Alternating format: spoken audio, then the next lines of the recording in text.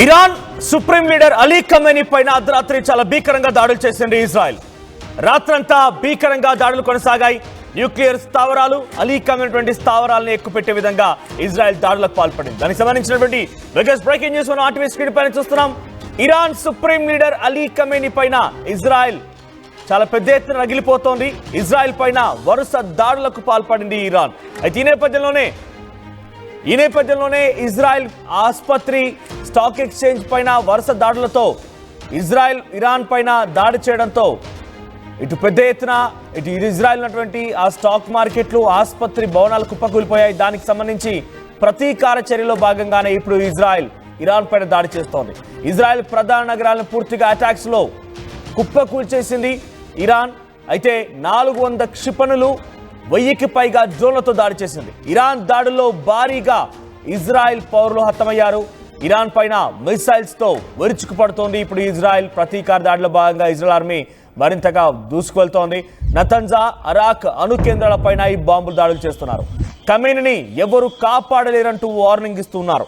So ప్రస్తుతానికి Netanyahu ఒక మాట అంటున్నారు, there is a big schedule ahead in its military campaigns against Iran. So తమ మిలిటరీ క్యాంపెయిన్స్ లో ఒక భారీ షెడ్యూల్ తయారైంది, ఏ క్షణమైనా దాడి చేస్తామంటున్నారు. అటువైపుగా డొనాల్డ్ ట్రంప్ కూడా నెతన్యాహుతో సపోర్ట్ గా ఆయన ఖమేనీని ఒక వార్నింగ్ ఇచ్చారు.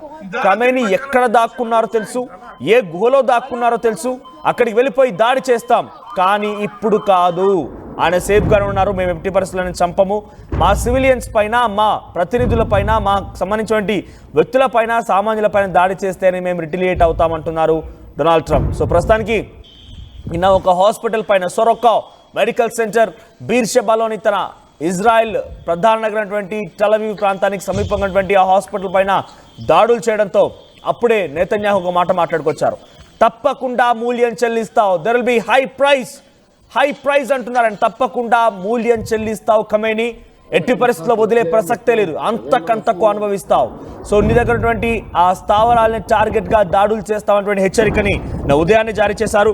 సో ప్రస్తుతం నేను ఈ వార్త చెప్తున్న సమయానికి ఇక్కడ 7 గంటల సమయం అయితే ఇజ్రాయెల్లో 5:30 సుమారుగా 4:30 గంటల సమయం అవుతోంది అక్కడ, ఎగ్జాక్ట్గా 4:30 AM. అయితే ప్రస్తుతం ఈ వార్త ప్రకారంగా ఇజ్రాయెల్ ప్రాంతం మొత్తం కూడా ఒక్కసారిగా ఆ యుద్ధ మేఘాలు కమ్ముకున్నాయి.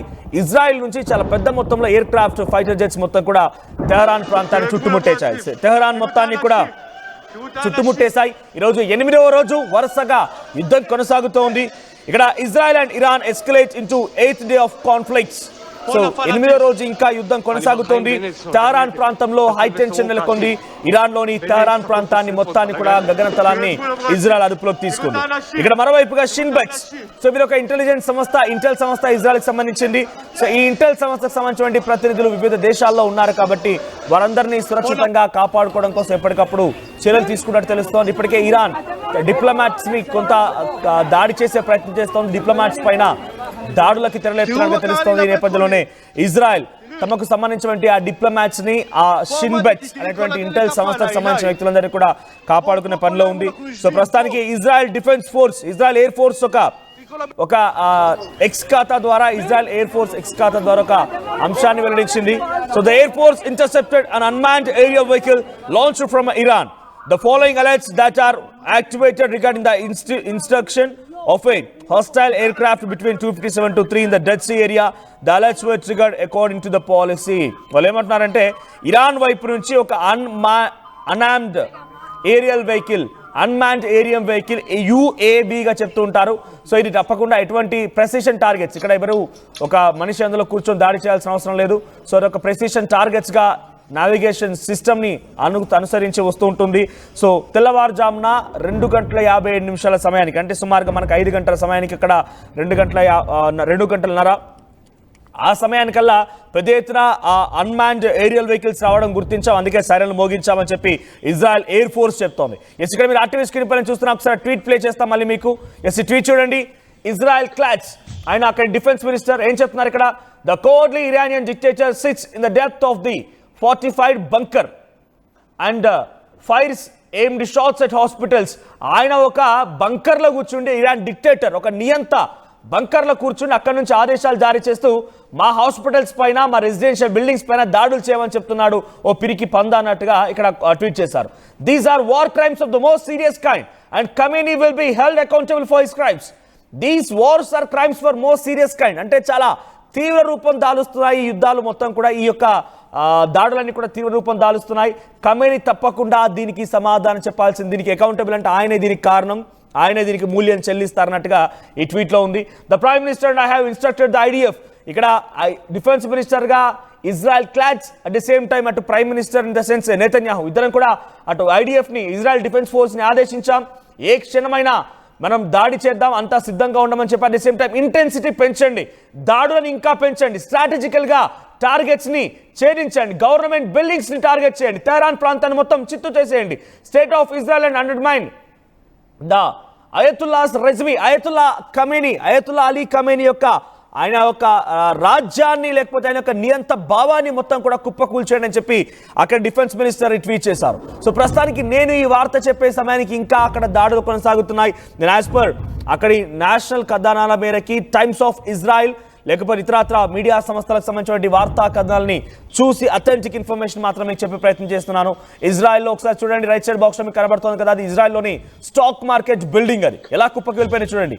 అక్కడ ఒక మిసైల్, సో చాలా పెద్ద ఎత్తున ఇజ్రాయెల్ ఏం చెప్తోంది, ఐరన్ డోమ్ లాంటి ఒక అద్భుతమైన శక్తి మా దగ్గర ఉంది, ఐరన్ డోమ్ లాంటి అద్భుతమైన శక్తితో మేము కాపాడగలుగుతున్నాం, మమ్మల్ని మేము రక్షించుకోగలుగుతున్నాం అనుకుంటున్నారు. కానీ ఐరన్ డోమ్ కూడా కొన్ని సందర్భాల్లో ఫెయిల్ అవుతోంది. ఎందుకంటే మల్టిపుల్ టార్గెట్స్, ఒకేసారి వందల సంఖ్యలో మిసైల్స్ దూసుకురావడం చూసిన తర్వాత ఆ వందల సంఖ్యలో ఎన్ని మిసైల్స్ అని ఐరన్ డోమ్ అడ్డుకోగలుగుతుంది. అందులో కొన్ని తప్పిపోయి కొన్ని చేజారిపోయి రకంగా దాడులు చేస్తున్నాయి. సొరొక్కో మెడికల్ సెంటర్ దగ్గర ఒక దాడి జరిగింది, అక్కడ పూర్తిగా 1600 మంది ఆ సమయానికి ఆ బిల్డింగ్లో ఉన్నట్టు తెలుస్తోంది. రెస్క్యూ ఆపరేషన్స్ కొనసాగా ఇప్పటివరకు ఇంకా అటు ఇజ్రాయెల్ ప్రభుత్వం నుంచి ఎంతమంది దీని కింద ఉన్నారు, ఎంతమంది మరణించారనేది ఇంకా అథెంటిక్ ఇన్ఫర్మేషన్ అయితే రాలేదు. ఇక రైట్ సైడ్ బాక్స్లో మీరు చూస్తోంది ఇజ్రాయెల్ స్టాక్ మార్కెట్ బిల్డింగ్, అది ఇజ్రాయెల్ స్టాక్ మార్కెట్ బిల్డింగ్ కూడా ఒక మిసైల్ దాడిలో పూర్తిగా కుప్పకూలిపోయింది. అయితే వీటన్నిటికీ సమాధానం చెప్తావు మిస్టర్ ఖమేనీ, వీటన్నిటికీ నువ్వు సమాధానం చెప్పాల్సిందే, నువ్వు మూల్యం చెల్లించాల్సిందే ఒక స్ట్రాంగ్ వార్నింగ్ని నెతన్యాహు ఇప్పటికే ఇచ్చారు. అయితే ఆ ఆదేశాలకు అనుగుణంగానే ప్రస్తుతానికి ఇంకా ఇరాన్ పైన దాడులు కొనసాగుతున్నాయి. ఇరాన్ కీలకమైనటువంటి ప్రాంతాలను టార్గెట్గా దాడులు కొనసాగిస్తోంది. అరాక్ హెవీ వాటర్ రియాక్టర్ దగ్గర దాడి జరిగింది, తెహరాన్ దగ్గర దాడి జరిగింది, నతన్జా ప్రాంతాల్లో దాడులు జరుగుతున్నాయి. సో ఇప్పటితో యుద్ధం ఆగేలా లేదు. ఇరాన్కు డైరెక్ట్గా కనుక అమెరికా వార్నింగ్ ఇచ్చినట్టుగా కనుక ఎంట్రీ ఇస్తే విల్ బి కమింగ్ సూన్ అంటూ చెప్తున్నారు. మిడిల్ ఈస్టర్న్ కంట్రీస్కి భారీ ఎత్తున అమెరికా తమ యుద్ధ సామాగ్రిని కూడా మళ్లిస్తున్నట్టు తెలుస్తోంది. అమెరికా అధ్యక్షుడు డొనాల్డ్ ట్రంప్ ఒక మాట మాట్లాడుకొచ్చారు, everything was ready, just my final order is not yet అంటున్నారు ఆయన. అంటే ఇంకా నేను ఫైనల్ ఆర్డర్ ఇవ్వలేదు, లేదంటే అంతా సిద్ధమైపోయింది, అంతా సంసిద్ధంగా ఉంది, కేవలం ఒక ఫైనల్ ఆర్డర్ మాత్రమే మిగిలి ఉంది అనేటువంటి మాటని డొనాల్డ్ ట్రంప్ మాట్లాడుతున్నారు. అంటే ఫైనల్ ఆర్డర్ కనుక ఇస్తే ఇక ఖమేనీ కథమే, ఇరాన్ కథమైనట్టుగా ఆయన చాలా స్ట్రాంగ్ గా వార్నింగ్ ఇస్తున్నటువంటి ఆ సిచ్యువేషన్ కనబడుతోంది. సో ఈ నేపథ్యంలో మిడిల్ ఈస్టర్న్ కంట్రీస్ వైపుగా అమెరికా పెద్ద ఎత్తున యుద్ధ సామాగ్రిని తరలిస్తోంది. ఇవన్నీ తలుచుకుంటూ ఉంటే ఇంకా రోజు రోజుకి యుద్ధం పెరుగుతోంది. ఒకసారి మీకు strike on Iran inactive nuclear reactor in the area of Arak, ఒకసారి ఆ థర్డ్ బాక్స్ మీకు ప్లే చేసే ప్రయత్నం చేస్తా ఫుల్ గా. సో అది ఇక్కడ అరాక్ అనేటువంటి ప్రాంతం, అరాక్ అనే ప్రాంతంలో న్యూక్లియర్ రియాక్టర్స్ ఉన్నాయి. సో న్యూక్లియర్ రియాక్టర్స్ ఉన్న చోట ఇప్పుడు ఇజ్రాయెల్ దాడి చేసింది. ఇక్కడ చూడండి laboratory, the reactors core seal. So ఇది ల్యాబొరేటరీ, సో దాని లోపలే ఇప్పుడు న్యూక్లియర్ రియాక్టర్స్ అక్కడ ఉన్నాయి, హెవీ న్యూక్లియర్ రియాక్టర్స్. సో అవి ఇన్యాక్టివ్ గా ఉన్నాయట. Inactive however could go through reactivation and produce for nuclear weapons. ఇక్కడ యురేనియం ని ప్రొడ్యూస్ చేస్తూ ఉంటారట. సో ఇక్కడ న్యూక్లియర్ రియాక్టర్ ని తయారు చేసే కేంద్రాన్ని ఇప్పుడు ఇజ్రాయెల్ టార్గెట్ చేసింది, స్ట్రైక్ చేసింది, ఇక్కడ దాడులు చేసింది. అయితే ఇక్కడ పూర్తిగా ధ్వంసమైనట్టుగా తెలుస్తోంది. సో ఈ విజువల్స్ ఏకంగా ఇజ్రాయెల్ విడుదల చేసింది. సో అక్కడ మేము టార్గెట్ చేసాం, అక్కడ హతమార్చాం, న్యూక్లియర్ రియాక్టర్ ని పూర్తిగా కుప్పకూల్చామని చెప్తున్నారు. ఇక Israel says Iran using cluster bomb missile is on going conflict. Cluster bomb ని ఉపయోగిస్తోంది అని చెప్తోంది Israel. So due to cluster munitions making the first reported use of such weapons in ongoing 7-day conflicts between Israel and Iran. మొట్టమొదటిసారిగా ఈ 8వ రోజు జరిగేటువంటి ఈ దాడిలో అటు అలీ ఖమేనీ క్లస్టర్ బాంబ్లను ఉపయోగిస్తున్నారంటూ చెప్తున్నారు ఇజ్రాయెల్ అధికారులు. సో క్లస్టర్ బాంబ్ అంటే చెప్తున్నాం కదా ఇందాకే, ఒకేసారి ఒక వందలాది సంఖ్యలో ఈ మిసైల్స్ దూసుకురావడం అనేది జరుగుతూ ఉంటుంది. సో క్లస్టర్ బాంబ్స్ అంటే అవి. So when the military did not realize the full details saying the missile's warhead exploded at an altitude of about 7 kilometers, disappearing around 20 submunitions across 5 mil radius in central Israel. Central Israel lo ee cluster bombs ni prayoginచడం వల్ల Ramat Gan, Holon, Beersheba, Tel Aviv ప్రాంతాలు మొత్తం కూడా ఇజ్రాయెల్లో పూర్తిగా దాడికి గురయ్యాయి. ఇంకా ఈ దాడులు కొనసాగుతూ ఉన్నాయి. సో ప్రస్తుతానికి ఇజ్రాయెల్ ఇంకా ఈ దాడులను కంటిన్యూ చేస్తోంది. Before I continue with some more news, మీకు అప్డేట్స్ అందించే ముందు ఒకసారి ఆ ఇజ్రాయెల్లోని స్టాక్ మార్కెట్ దృశ్యాలని, ఇజ్రాయెల్లోని ఎక్కడైతే దాడులు జరిగాయో ఆ ప్రాంతంలో ఎటువంటి సినారీ నెలకొంది, ఎంతటి ఒక మారణ హోమం నెలకొంది, ఎంతటి ధ్వంసమైంది అనేది ఒకసారి మీరు ఆ విజువల్స్ చూడండి.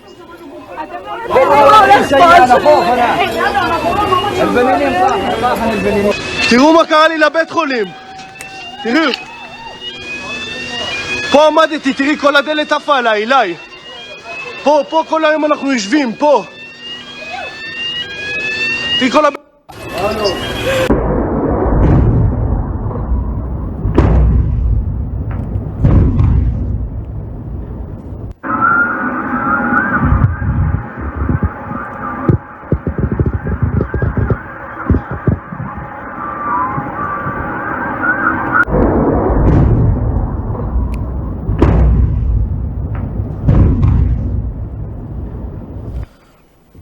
ఇజ్రాయెల్ పైన అదే స్థాయిలో ఇంకా ఇరాన్ రెచ్చిపోతోంది. అటు ఇరాన్ వైపు నుంచి కూడా పెద్ద ఎత్తున దాడులు జరుగుతున్నాయి. ఇజ్రాయెల్ కూడా ఏమాత్రం వాటిని వదిలిపెట్టడం లేదు, సమర్థవంతంగా తిప్పి కొడుతూనే ఇజ్రాయెల్ కూడా ఇరాన్ పైన దాడి చేస్తోంది. ఇక్కడ మీరు గమనించండి, Operation Rising Lion from Israel Operation Rising Lion పేరుతో ఇరాన్ పైన దాడులు కొనసాగిస్తోంది.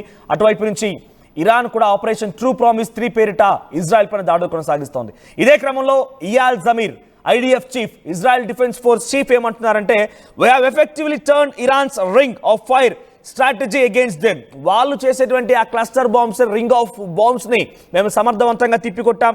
వాటిని ఏకంగా వాళ్ళ భూభాగంలోనే కుప్ప కూల్చేసాం with their own territory అంటున్నారు ఆయన.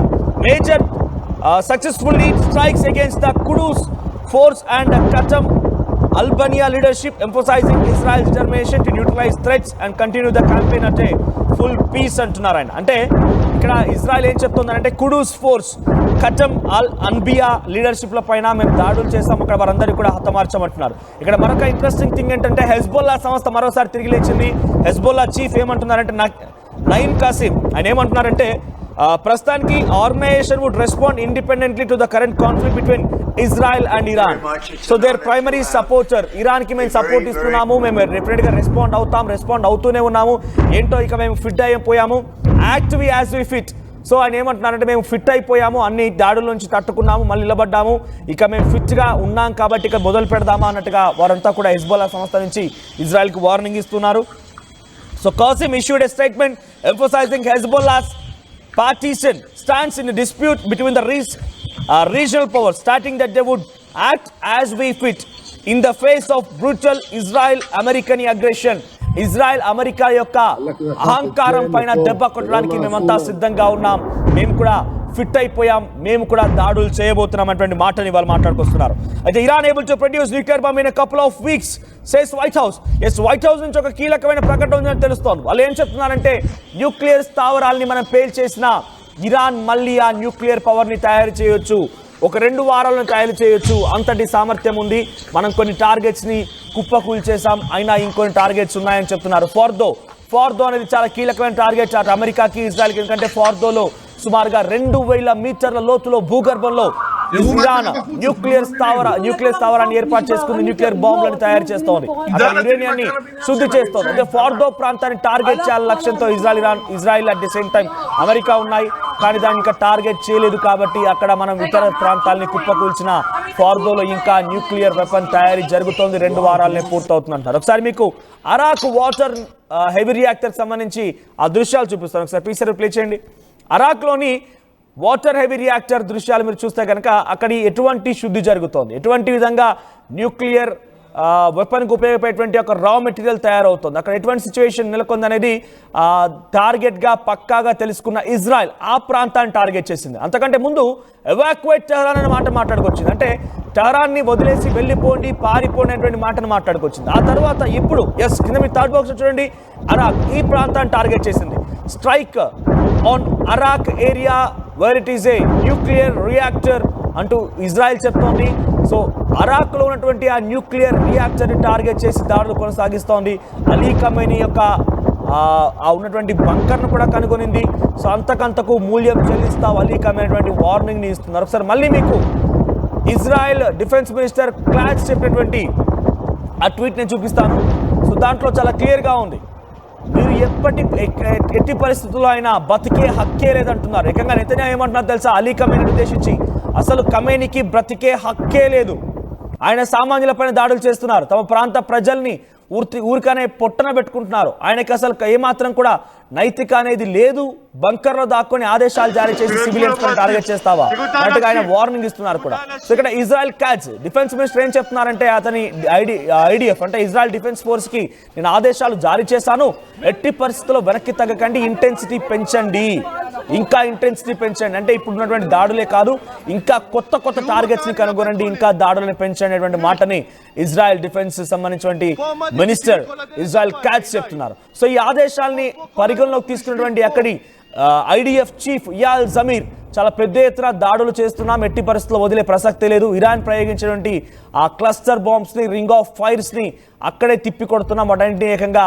ఇరాన్ టెరిటరీ పైననే దాడులు చేసి అక్కడే కుప్పకూలు చేస్తున్నాం, దీంతో ఇరాన్ వణికిపోతున్నటువంటి మాటని ఇయాల్ జమీర్ ఐడిఎఫ్ చీఫ్ మాట్లాడుతున్నారు. సో ప్రస్తుతానికి ఈ దాడులు ఇంకా ఎస్కలేట్ అయ్యే అవకాశం కనబడుతోంది. నిన్నే మనం చూసాం ఇదే సమయానికి ఎగ్జాక్ట్గా ఒక వార్తని మీకు ఆర్టీవీ చెప్పే ప్రయత్నం చేసింది. 21 దేశాలు, అరబ్, ఇస్లామిక్ అండ్ ఆఫ్రికన్ దేశాలు మొత్తం కూడా ఇరాన్ వైపు వెళ్ళబడుతున్నాయి. ఇరాన్ని ఏదైనా చేయాలి, అలీ ఖమేనీ ఏదైనా చేయాలి, ఇరాన్ని పూర్తిగా ధ్వంసం చేయాలి, మీ ఆలోచన మానుకోండి, లేదంటే కనుక మేమంతా కలిసికట్టుగా ఉంటాం, మేమంతా మా సత్తా చాటుతామనేటువంటి మాటను మాట్లాడుకొచ్చారు. ప్రస్తుతానికి ఈరోజు 8వ రోజు, జూన్ 13న మొదలైనటువంటి ఈ దాడులు ఇంకా కొనసాగుతున్నాయి. 8వ రోజు కూడా ఇంకా చాలా భీకరంగా దాడులు కొనసాగిస్తున్న ఇరు దేశాలు కూడా. మరి ఇది ఎంత దూరం వరకు వెళ్తుందో చూడాల్సిన అవసరం ఉంది. చాలా పెద్ద ఎత్తున ఈ క్షణానికి నేను ఈ వార్త చెప్పే సమయానికి అక్కడ సమయం సుమారుగా 4:30 గంటలు కావస్తోంది. ఇంకా ఈ దాడులు కొనసాగుతున్నట్టుగా తెలుస్తోంది. ఎస్, మరొకసారి ట్రై చేద్దాం మళ్ళీ. డెఫినెట్గా ఇజ్రాయెల్లో ఉన్నటువంటి మన భారతీయ పౌరుల్ని మాట్లాడించే ప్రయత్నం ఆర్టీవీ చేస్తోంది. అక్కడ విషయాలను కూడా ఎప్పటికప్పుడు మీకు చేరవేసే ప్రయత్నం చేస్తోంది. మన భారతీయులంతా సేఫ్గా ఉన్నారు, ఎట్టి పరిస్థితుల ఎవరి గురించి ఆందోళన చెందాల్సిన అవసరం లేదు. కానీ ఇరాన్లో ఉన్నటువంటి మన విద్యార్థులు మొత్తాన్ని కూడా సుమారుగా 110 మందిని మన భారత ప్రభుత్వం, మన భారత ఎంబసీ అధికారులు తిరిగి తీసుకొచ్చారు. ఇజ్రాయెల్లో ఉన్నవారు మాత్రం చాలా సేఫ్గా ఉన్నట్టుగా అక్కడ ఉన్నటువంటి మన ఇండియన్స్ చెప్తున్నారు. ఎటువంటి ఇబ్బందికర పరిస్థితులు ఏమి లేవు, అంతా సేఫ్గానే ఉంది. కానీ దాడులు అయితే జరుగుతూ ఉన్నాయి. ఐరన్ డోమ్ అడ్డుకుంటోంది, కొన్ని దాడులు జరిగి కొన్ని చోట్ల ధ్వంసం అయితే అవుతోంది. కానీ తామున్నటువంటి ప్రదేశాలు ఎటువంటి ఇబ్బందికర పరిస్థితి ఏం లేదు, అంతా సేఫ్గా ఉన్నామని చెప్పి భారతీయులు చెప్తున్నారు. మరొకసారి వాళ్ళు కనెక్ట్ చేసే ప్రయత్నం చేస్తాను నేను. సో మీకు ఎప్పటికప్పుడు అప్డేట్స్ అందిస్తూనే ఉంటాను ఇరాన్ అండ్ ఇజ్రాయెల్ వారికి సంబంధించి. సో అక్కడ ఇంకా ఈ దాడులు కొనసాగుతున్నాయి. క్లస్టర్ ఆఫ్ బాంబ్స్ని ఇరాన్ ఇజ్రాయెల్ పైన ప్రయోగిస్తూనే ఉంది.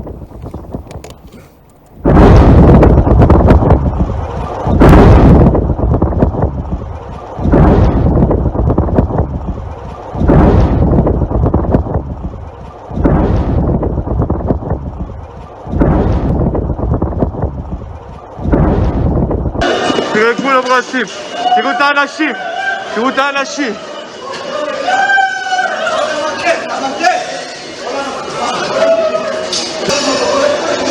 פה נפל הטיל. אני בחיים בנס, עובר נדר. נפל בסורוקה הטיל. בנס, הכל פה שריפות, בלגן. תראו את כולם רצים, תראו את האנשים, תראו את האנשים.